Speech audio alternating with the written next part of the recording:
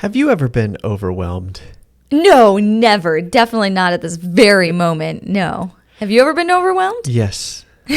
Especially at this very moment. One of us is sarcastic and the other is not. Oh, well, we're going to talk about it. Bruce is overwhelmed too. He's laying on the floor over there. Yes, Bruce is joining us on this podcast. He's just taking a nap though. All right. Well, roll the intro, I guess. Welcome to the Let's Quit podcast. Quitting is not always a bad thing. If you have the right mindset, quitting can be the most powerful tool you have on your journey to success. It's certainly been helpful for us. Whether it's flying through hurricanes, building our businesses, or just trying to get to bed on time, we're always trying to level up and improve our lives. This is the show where we share the lessons, experiences, and friends that have helped us live this incredible life. So let's quit the bad and grow the good together.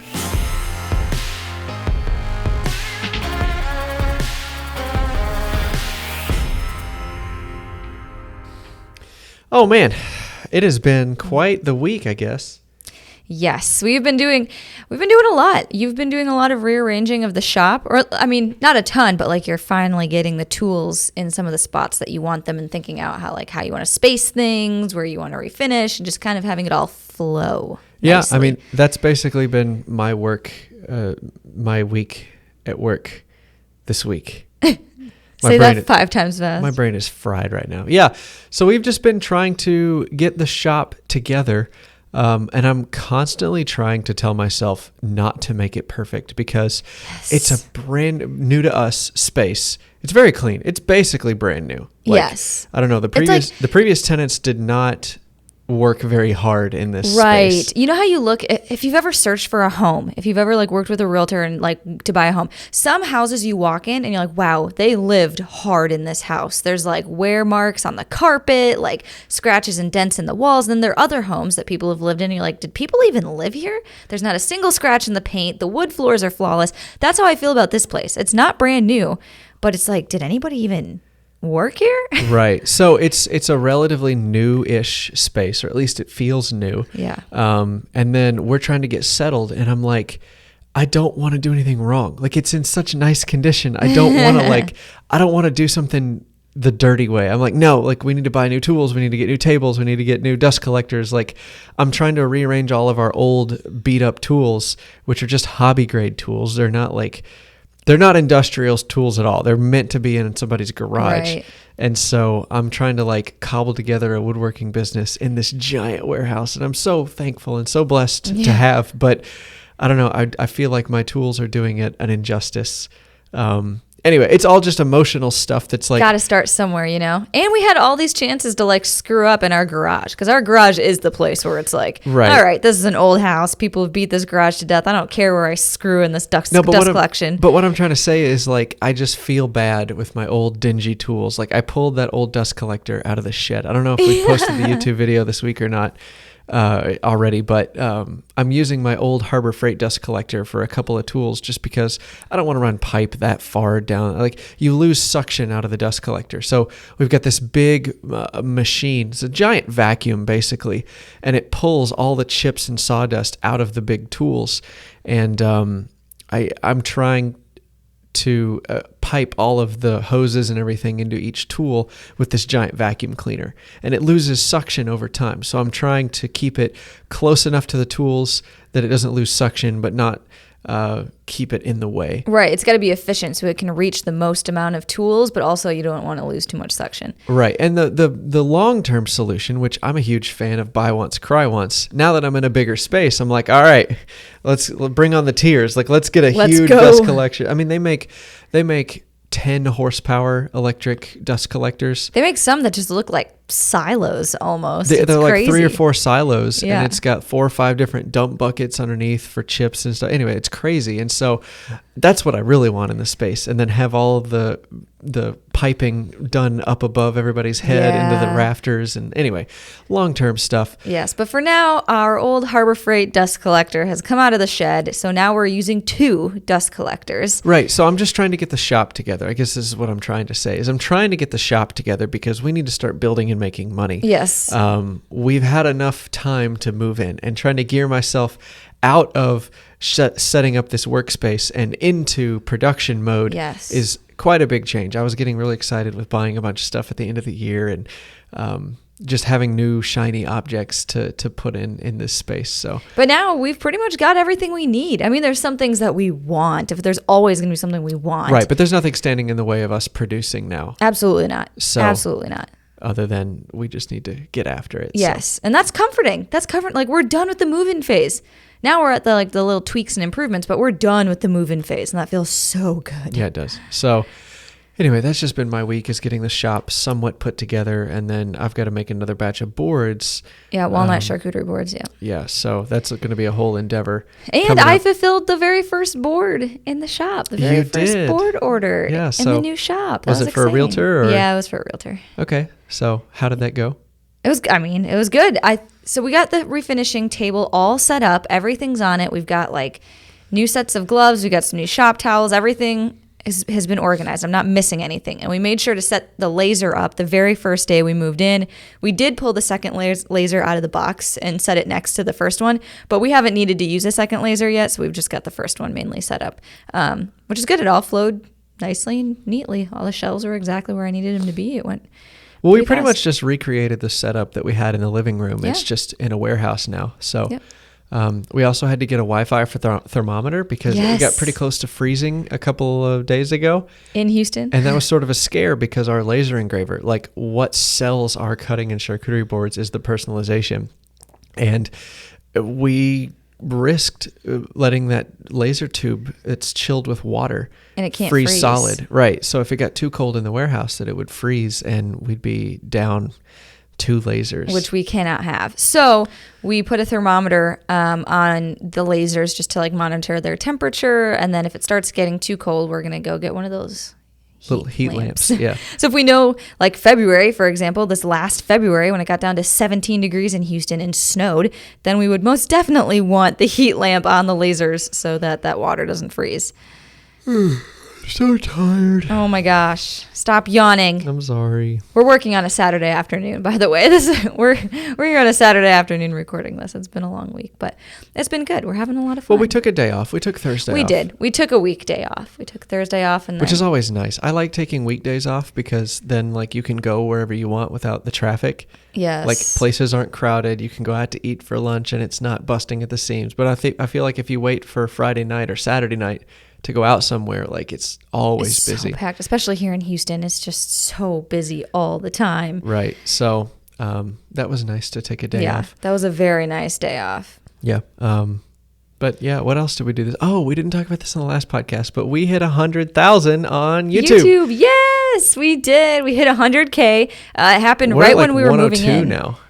The what? We're at like 102,000 right now. Yeah, now we're at 102,000, which is amazing. The YouTube algorithm smiled upon us and said, "It's your turn." Yep. You may pass. You may pass and hit 100K. Yeah, I mean, there was a lot of things that went into it, like Stumpy Nub's channel, shouted us out. That helped a little bit. Then we dropped our moving into the shop video, which got a ton of views. Yep, that video went ballistic, and then we also had an old video pop off, one of our Maker's Money series. So we took a shot down the field on the YouTube channel and started a new series.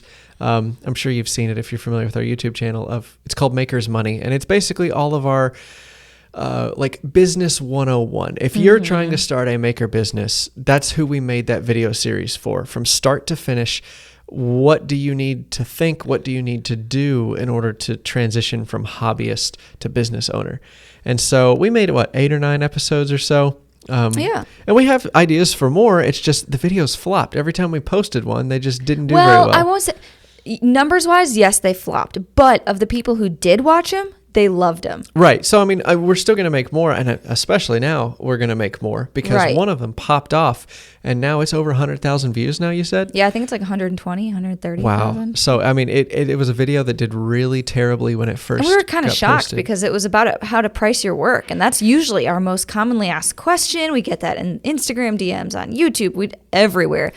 Anyway, just more evidence that your YouTube channel is completely out of your control. Yeah. And 100% in YouTube's control. Yep. So, but we were very thankful. So thank you guys so much. That was amazing. I mean, YouTube has everybody on a track. Well, I was doing a lot of research back when we were trying to hit 100K. Mm-hmm. Like the average time for a YouTube channel to hit 100,000 subscribers is 5 years. It's the average time. Wow. For us, it's maybe 3.5, 3 3/4. Yeah. So we are faster than average in air quotes, like whatever that means. Yeah, whatever that means in 2022. So, I mean, obviously people grow faster and some people grow slower. It's just the average time it takes to hit 100,000 is 5 years. So anyway, numbers don't really concern us. It's fun to see them pass by, but that's not really what drives us. It's not what fuels us. Yeah. What really fuels us is getting comments from people. And I don't mean to generalize because I know each one of these comments is super special and super personal, but like when we hear stories of people who say they started a business because they saw our videos, or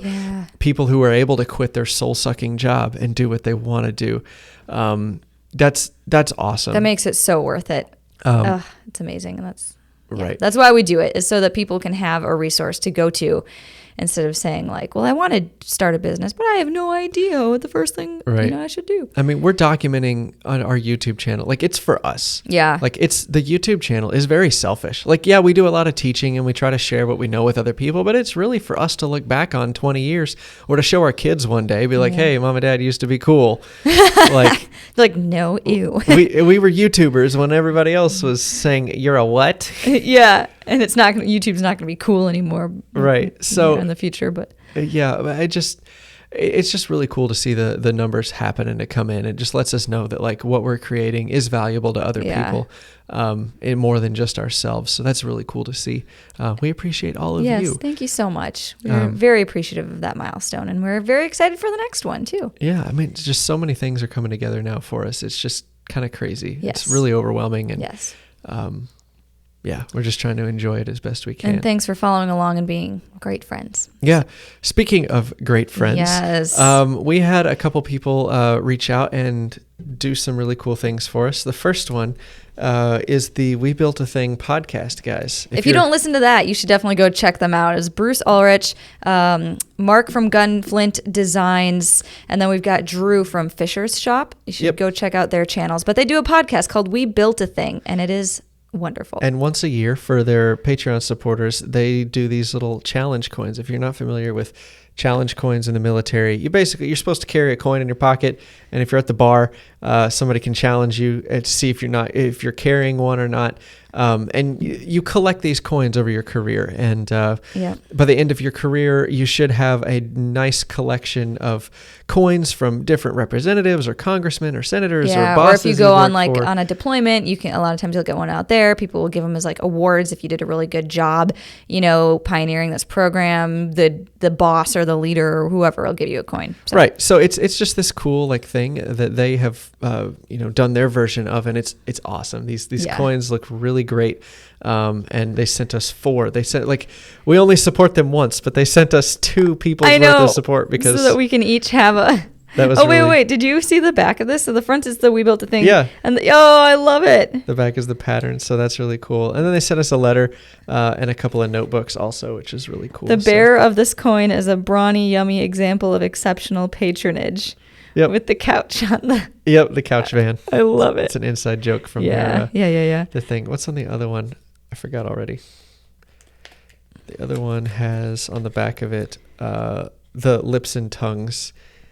Perfect. They were, again, just inside jokes from the podcast. So really cool to have these. Thanks, guys, for sending us these. That means a lot to us. Yes, so. yes.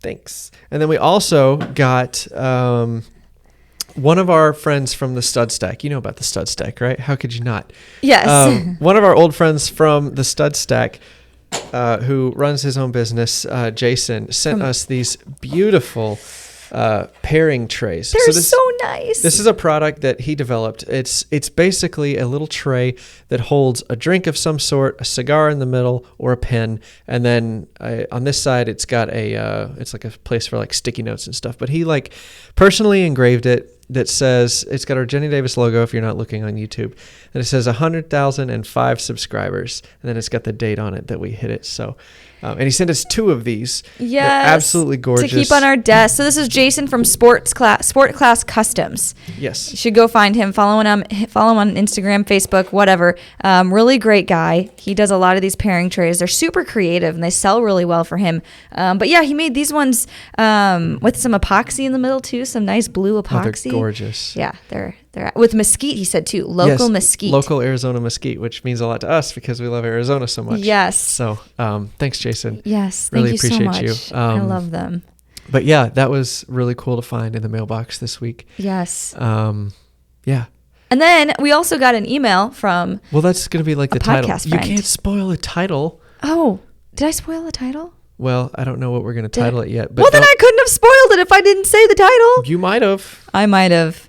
In hindsight, I may have spoiled it. So before we get to his questions, let's get to sort of like our goals for 2022. Oh, yes. Because we realized in the last podcast, we talked goals, but we didn't like outline our very specific goals. We talked about goals, but we did not say what our goals are for 2022. So let's circle back to that real quick. Yeah. What are our goals for 2022, Jennie? So probably our number one goal. Well, which what are you talking about? I'm talking about the Samara business. Okay. Where did you want? Is it okay if I start with that one? Yeah, just qualify it. Okay, Let we're people know where you're starting coming with from. our Samara woodworking business. Probably our number one goal there is to completely automate our cutting board process. We are working to automate the sales process, maybe get some salespeople on board, and then we need people to fulfill all of the boards, because right now with just us, it's hard because if we go out of town, somebody's always got to be behind to fulfill orders. Yep. So we're trying to completely automate that so that we can focus then on the next thing, which is another goal of ours, which is to release a line of kitchen tables. Yes. Yeah. That's our goal. But we have to automate the board system so that we can focus on solving that problem. As you're building a business, what we're learning is that the people in charge, you need to be a good manager and a good leader, but like where you shine in starting a business or a startup, if you will, is the leaders being able to go in and build the road ahead of the other employees. We need to have a place for people to come in behind us and use our procedures and systems, but we have to go build it first. We have to go figure out how to sell kitchen tables, how to build them, how to ship them. And then once we figured out a system for it, that's when we can plug in employees to help us out and make it happen. So we've got to pave the way in front of the business, but right now we have to offload the cutting board business because that's sucking up a ton of our time. Yes. So those are basically our 2 goals. They sort of go hand in hand. We got to do one so that we can do the other. We got to do the other so that the other one doesn't consume our lives. That's basically it. So, but moving over to the media side of that, I don't know. Have we set goals for Jennie Davis this year? Like for the media business? I think we have, and it's really trying to like do better on what we've learned this year. I feel like we've done a really good job of I don't remember writing about storytelling and doing everything in our YouTube videos to like keep people engaged and just to convey information better. Like, we want to grow as like better communicators and all that sort of stuff. And so I think we're pushing harder to like improve some of the things we've done in the last year. I will say, I think one of our goals, I should probably remember them. We're off to a great start in 2022. But I think one of them is that we wanted to make more entertaining content. Yeah. Jennie, we're really good at conveying information. We're not good at conveying it well. Mm-hmm. We are able to distill down and understand very complicated things in a very easy to understand manner, but we're terrible at communicating that in a fun and energetic way. It blows our minds that some of you listen to the podcast and actually enjoy it, because when we go back and listen to it, we can't stand not just to hear the sound of our own voices, but like just the nerdy, very stark way that we convey information is not exciting to us. No. Like, I don't know, maybe we just watch too much YouTube, but like you've got to respect that you need to deliver the information. That's just as important as the information you're delivering. So, anyway, we're just going to try to be more conscious about that. And I'm sure we have other associated goals with it, but that's basically our goals for 2022. Yep. anything else? I think those are the main ones. I mean, Okay. we've got some other smaller ones, but I think those are the Great. those are the big ones. Well, we have a new segment on the podcast. Yes. So we found this cool little book at Target. It's called 3,000 Questions About Me. And we immediately thought, wow, that would be great content. So without further ado,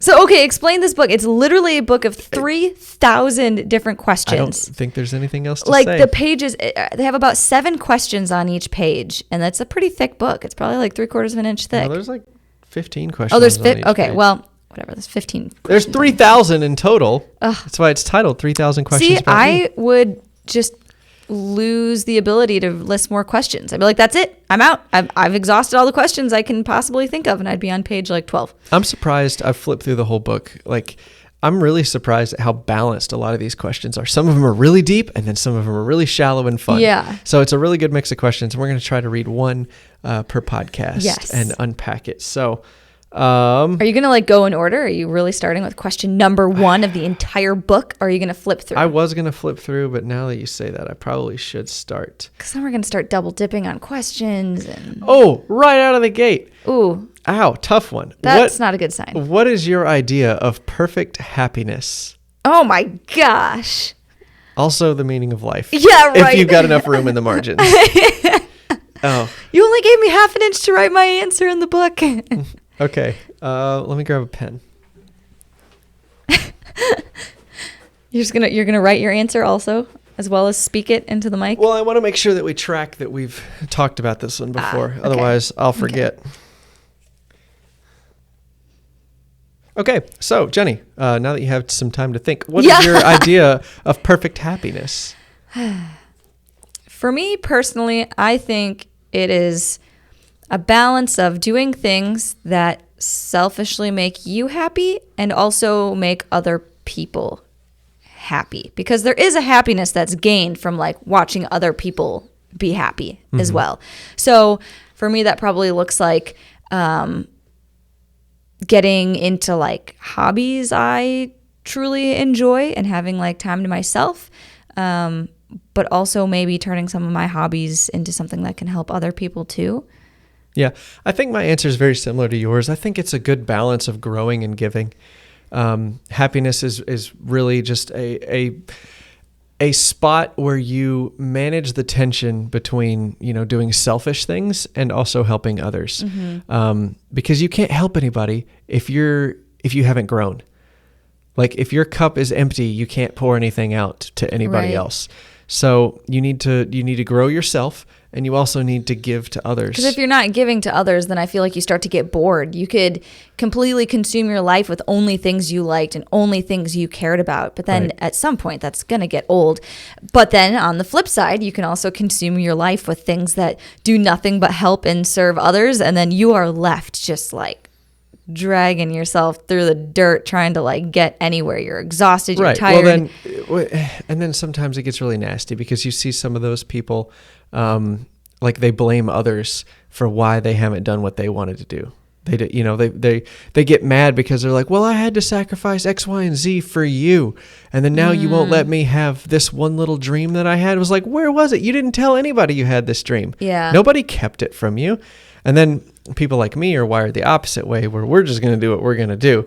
And if we get around to helping people, then, maybe I'll squeeze that in later. But it's just kind of funny that you and I are each one of those types of people. Right. Yeah. We do a really good job of helping balance each other out. So Yeah. you're naturally a giver and I'm naturally a taker.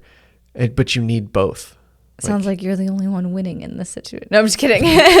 No, because the only people that take, they're lonely. They have nobody at the end of the day to share it with. If all you do is take, then nobody wants to be around you. So then there's pros and cons to both. Well, so imagine if you're a person that hadn't figured out which type of person you are yet. That's for another podcast. Yeah. I don't want that responsibility. I don't want that responsibility. Well, and I'll speak at this for a second, then we'll hop out of here. But like, your brain doesn't want you to see your own weaknesses. As convicted as you are, thinking you're one type of person, you're probably the opposite. Just generally speaking, what we've noticed, where and I can prove this to you right now. Think about the most uptight person in your life. And if they've got a Facebook account, what is their profile picture? It is probably them in a sundress or something like that, standing on the edge of a mountain saying, I'm carefree. I am the most laid back person or ever. sipping like on coffee on a pergola of a, coffee shop, just relaxing. Right. Or reading it's a some book. quote with a really pretty picture. There's something about being Zen or something. Like, that's how funny it is like we think we are the opposite of what we are. And everybody around them knows they're the most uptight person, but they see themselves as super laid back. And everybody does this, but that's for another podcast, another day.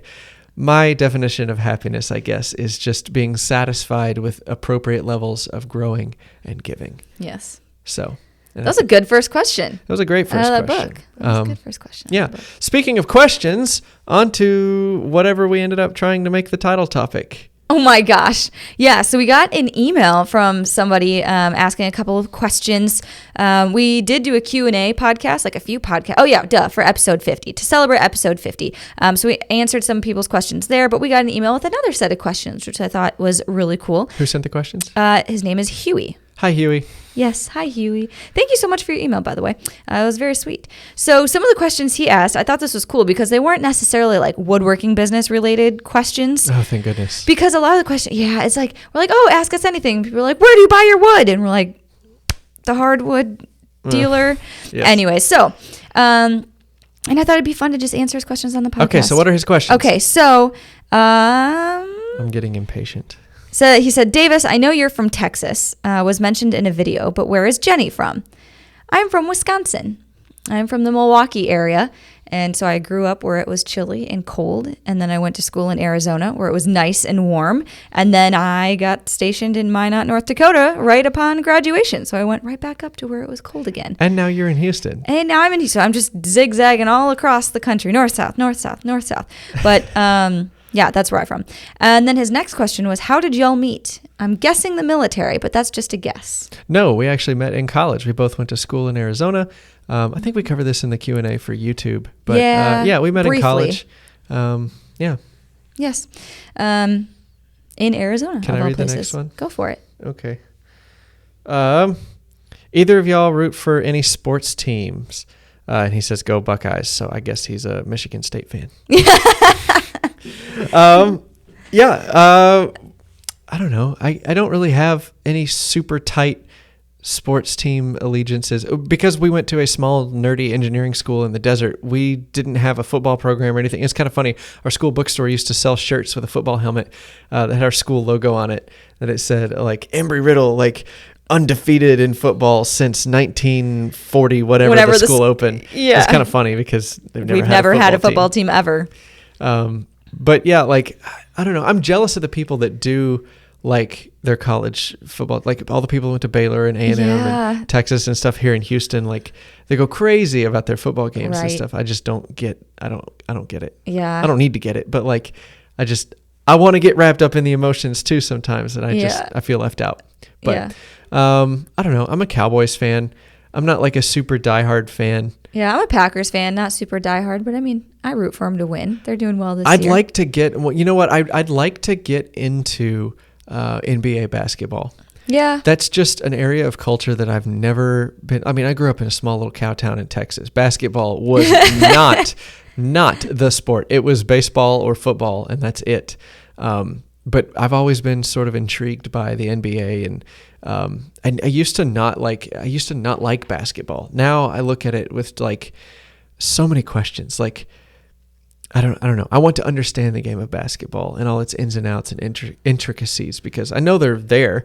I just don't know what they are. Right. And plus the NBA has become such an important part of our culture. If we want to reach young people, especially younger kids. Yeah. I feel like they're NBA is the number one sport among young kids because they've done such a good job of positioning themselves that way on social media. So if nothing else, but for my own social media education, I want to understand the NBA and where they fit in the culture. So yes. Yeah. And then I think we got way more into baseball this year, especially with the Astros almost making it to the World Series, winning the World Series. I did at least. It was cool. Yeah. I don't know. I thought it was fun. Yeah. I grew up watching like the Milwaukee Brewers, and I'd go to a game every once in a while, and I thought it was fun. So, are there any other questions? There was one last one. He just wanted to know what our tattoos were. Oh, we talked about this on the podcast before. So mine is, and I talked about it on the last one. Mine is a P-51 Mustang. It's been my favorite airplane ever since I was a little tiny kid. A big goal is that we want to buy one day. And then I have a band that goes around my arm that is measured out Ben Ueda style exactly to 12 inches. From the knuckle of your pinky, From the knuckle of my pinky up to the band is 12 inches. So within, I would say, a 1/16 of an inch. Yeah, she did a really good job of being exact on that. Yeah, and so within a 1/16 of an inch, I can measure a foot. And that's come in handy a lot. Handy, haha. Oh my gosh. Yeah. What about yours? So mine, you can't see mine right now because I'm wearing a sweatshirt, but mine is kind of like a snapshot of the desert at night. I absolutely love the desert after living there for like 5 years. I will go back. I will live there again. It might not be full time. I might just have like a condo there that I live in part time and Airbnb out, but I don't care. I will go back. The mountain in the background of the scene is a mountain we used to hike all the time when we were living in Arizona, when we were in school. What's it called? Sorry, it's called Granite Mountain. Yeah, so really beautiful. Really creative with their mountain names. Thank you. Yes. Rock Mountain. Rock Mountain. And then I've got a saguaro cactus on there because that's my favorite plant. And then I've got a little moon in the background just because I've got some interest in astronomy and stuff like that because I'm a nerd. What's your sign? What? Positive. What? Oh, astronomy, not astrology. Yes. Got it. I get those two confused sometimes. You also carry crystals in your pocket, don't you? Yeah, for sure. Definitely that type of Jennie person. is super smart. She's super humble, so she won't say anything about it. But she used to study space physics. She was like 3 years into a really tough space physics program before she realized that weather was way cooler to her than astronomy. But I don't know. I feel like you appreciate both of them. I do. I just really, feel really like do. Weather is a little bit more fun. It was more application based, which I appreciated. I Right. love physics and all that, but I just... You got to see it. The repeating of experiments that we've been doing for hundreds of years was like, I don't know. It just got to me. I'm like, I'm like in my junior level, like, really hard classes. And I'm just like repeating an experiment to see if I can get the same results as they did. And I'm like, but I know I can because they did it. And then I switched to meteorology and all of a sudden they're like, hey, the sky's different every single day. Like walk outside and you're immediately applying what you learned today. And it's all the same math and physics and stuff. It is. It's just applied differently. All my classes transferred right over. I think I only had like one extra physics class or something. Yeah. So, passions have been astronomy, weather, Arizona. Yes. And now business and money. Yes. So I just enjoy doing something completely different. I think it would drive me nuts if every single year of my life was the exact same. Yeah. I think I would go crazy. Yeah. I also think too, like we've been listening to the Ed Milet podcast a lot recently, and he had Mike Rowe, the Dirty Jobs guy, on there this week, and we've heard his racket before, but it was just good to hear it again. And he talks about like don't chase your passion, but bring it with you. Mm-hmm. And we really appreciate that message because our passion is not woodworking. I like baking. I love tinkering with things. I want to build an airplane one day, but it's not my passion. It's not the reason I wake up every morning. But I can bring that passion of making into an entrepreneurial endeavor, like running a furniture business. That way I can scratch the itch of my passion, but yet I'm also doing something that's productive to society, where I'm growing as a person, and bring this full circle increases everybody's happiness. Because there's a balance of growing and giving, and I'm scratching the itch of my passion. So I don't know. I guess that's the best of all worlds. Yeah. Don't chase your passion. Chase your fear and club it over the head with your passion. Yes. That's basically it. I guess we just titled the podcast, huh? Yes. Quit chasing your passion. Boom. Man, I would love to unpack that topic one day, but we're out of time. Maybe we'll readdress this with a 2.0 or something like that later. Yeah. So anyway, thank you so much for hanging out with us today. If you'd like to support the show, you go to patreon.com/jennieanddavis, pick the tier that works best for you. We really appreciate your support. This podcast doesn't really make us any money. We just really appreciate those of you that chose to support it, because we enjoy doing it. Yeah, we truly do enjoy doing it. And like we said, it's good practice for us to learn how to convey information in a more of an exciting, easy to understand way, and in more of a conversational tone. Yeah. It also helps me, like if I do my fair share of talking in the podcast, I'm then not trying to preach in a YouTube video, which really helps the YouTube numbers. If I'm sitting there trying to like word vomit on a YouTube video, the audience retention just goes down. Nobody watches those videos. But if I get all the wiggles out of me in the podcast, then I can do a better job later in the week with the YouTube video. So it's a balance, is what you're saying. It's everything in life is a balance. So on that note, thank you for listening. Share the show, throw it on Instagram, whatever works for you. We would really appreciate it. And we'll catch you on the next one. Bye. Bye.